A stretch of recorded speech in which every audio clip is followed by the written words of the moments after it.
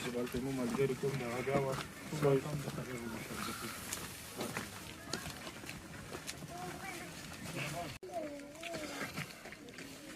څومره هم مو ملګري دي مو خلک دي څنګه مو اوز واوري مونږ غواړو هره هغه یوه واقعه چې هغه سره یو سړي ته درد ورسېږي هره یوه هغه واقعه چې هغه واقعه د یو سړي بچی منورې کوي یو سړي بچی یتیموي یو بچی راته پرژلي کوي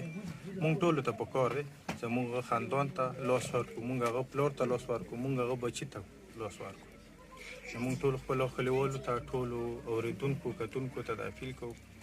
چې د واقعو کې کوم هم خلک چې یتیمان کېږي مونږ حق لرو چې هغو ته هم لاس ورکړو چې داسې پلاران چې داسې واقعو کې ونه بچي هم وفات شي او ته پرژلي هم پاتې شي پکار دا دی چې دوی ته مو لاس ورکړو د علاج په سلسله کې هم د ژوند نورو